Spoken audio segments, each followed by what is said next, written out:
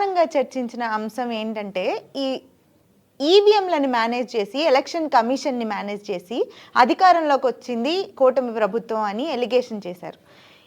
ఎందుకు 3 నెలలు గడిచిపోతుంది కూటమి ప్రభుత్వం అధికారంలోకి వచ్చి, అయినా ఇంకా కూడా ఇలాంటి మాటలు మాట్లాడుతూ ఏం చెప్పాలనుకుంటున్నారు వాళ్ళు? ఇంత విచ్చలవిడిగా మాట్లాడుతున్నా కూడా ఎలక్షన్ కమిషన్ ఏం పట్టించుకోదా? ఇక్కడ రూపా గారు, ఎలక్షన్ కమిషన్ అన్నది ఒక రాజ్యాంగబద్ధమైనటువంటి ఒక సంస్థ.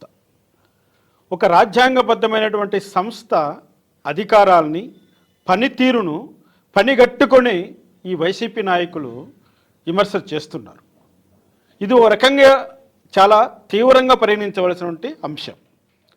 ఇక రెండోది, ప్రజాస్వామ్యం అంటే ఎటువంటి గౌరవం కానీ ఎటువంటి విలువ కానీ లేనట్లుగా ఈరోజు వైసీపీ నాయకుల పనితీరు కనపడుతోంది.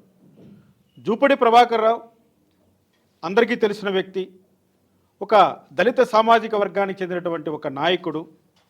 ఆయన ఎన్ని పార్టీలు ఎప్పుడెప్పుడు ఎలా మారాడో, తన స్వార్థం కోసం దళిత జాతిని ఎలా బలి చేశాడో రాష్ట్ర ప్రజలందరికీ తెలుసు.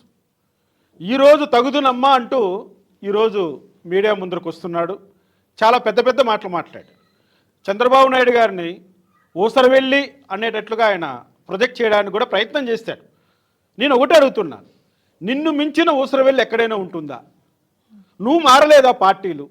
నువ్వు అధికారం కోసం నువ్వు ఎన్నిసార్లు ఎన్ని పార్టీలు మారావు? నువ్వు ఎక్కడి నుంచి వచ్చావు? నీ బ్రతుకేంటి? నువ్వు ఎన్ని వందల కోట్ల ప్రజాధనాన్ని లూటీ చేస్తావు? దళిత బిడ్డలకు చెందవలసినటువంటి లోన్లన్నీ కూడా ఎలా నువ్వు దోచుకున్నావు, ఎలా దాచుకున్నావు? అది అందరికీ తెలుసు. జూపడి ప్రభాకర్ రావు, ఈరోజు నువ్వు మాట్లాడటము ఇది చాలా హాస్యాస్పదంగా ఉంది. దయ్యాలు వేదాలు వల్లించినట్లుగా నీ మాట తీరు ఉంది, కానీ నువ్వు మాట్లాడిన మాటల్లో వాస్తవం లేదన్న సంగతి నీకు కూడా తెలుసు. కానీ జగన్మోహన్ రెడ్డి తంతున్నాడు కాబట్టి, జగన్మోహన్ రెడ్డి చెప్పింది నువ్వు చేయకపోతే నీ తాట తీస్తాడు కాబట్టి ఈరోజు మీడియా ముందుకు వచ్చి చాలా రోజుల తర్వాత, ఎప్పుడో చూసాం విజయసాయిరెడ్డి పక్కన కూర్చొని ఒక ఆదివాసీ మహిళ సంబంధించిన అంశంలో నిన్ను అప్పుడు చూసాం, మళ్ళీ ఇప్పుడు చూస్తున్నాం. ఈ యొక్క రాజకీయాల గురించి నువ్వు మాట్లాడుతున్నావు. ఒకటి మాత్రం నిజమండి, వైఎస్ఆర్సీపీ ప్రభుత్వం 2014లోనూ ఎన్నికల్లో పోటీ చేసింది, 2019లోనూ ఎన్నికల్లో పోటీ చేసింది, 2024లోనూ పోటీ చేసింది. ఆ రోజు నుంచి ఈ రోజు వరకు ఈవీఎంల ద్వారానే ఎన్నికలు నడిచాయి. ఈవీఎంలే గెలిపోవటంలో నిర్ణయించాయి. ప్రజలు ఈవీఎంలోనే ఓట్లు వేశారు, ఈవీఎంలోనే కౌంటింగ్ జరిగింది, ఈవీఎంల ద్వారా వచ్చిన ఫలితాలనే ఎలక్షన్ కమిషన్ ప్రకటించింది.